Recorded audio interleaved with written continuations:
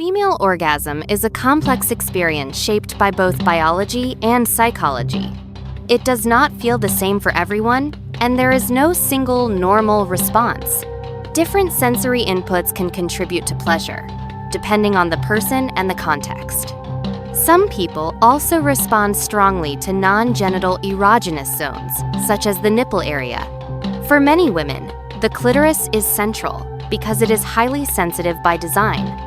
It contains an exceptional density of nerve endings, helping explain its strong sensory role. And the clitoris is not only external, much of it extends inside the pelvis.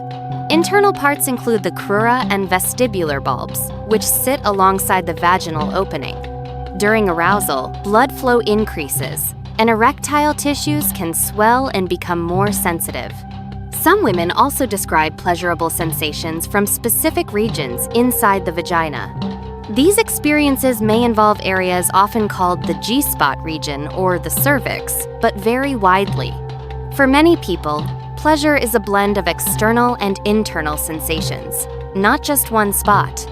That's why erogenous zones are discussed sensitive areas that can enhance arousal. The nipples are a common example because they can be extremely responsive in some individuals. Each nipple contains many nerve endings, which can send strong signals to the brain. Those signals connect to sensory brain networks that also respond to genital stimulation. Brain studies suggest there can be overlap in how different types of touch are processed. As arousal builds, more blood flows to genital tissues, increasing warmth and sensitivity. Heart rate and breathing may also rise as the nervous system shifts into an aroused state. Near orgasm, many women experience rhythmic contractions in the pelvic floor muscles. These contractions can sometimes involve the uterus and surrounding muscles as well. The timing and intensity vary. Some feel brief pulses, others a longer wave-like pattern. Arousal can also trigger lubrication through coordinated brain and hormone signaling.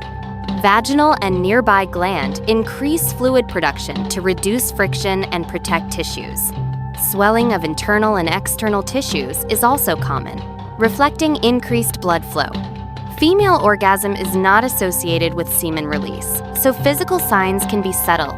Some women release fluid from the urethra around orgasm, sometimes called squirting. Research suggests the fluid can vary and may include bladder-related fluid and gland secretions. Hormonal states can change sensations, birth control, postpartum shifts, and menopause may affect dryness. If sex is painful or dryness is persistent, it's worth discussing with a qualified clinician. Importantly, you cannot reliably tell from the outside whether someone had an orgasm. Orgasm is both physical and psychological body responses and brain responses occur together. Emotional safety, trust, and comfort can strongly influence arousal and orgasm in many people. Stress can do the opposite, reducing attention, relaxation, and the body's sexual response. Relationship strain, poor sleep, and health conditions can also change what feels possible. Past trauma can affect sexual response too, and support from professionals can be helpful. Shame and stigma, cultural or religious, may create pressure that interferes with pleasure. Bodies also differ in recovery time. Some women can orgasm again sooner than many men. Many men need a longer refractory period before another orgasm becomes possible. And orgasm is not required for pregnancy. Fertilization can occur without it. Some researchers have asked whether orgasm-related contractions could influence sperm transport. If there is an effect, it is variable and not something anyone needs to rely on. In summary, orgasm reflects brain circuits, nerves, blood flow, and pelvic muscle activity working together.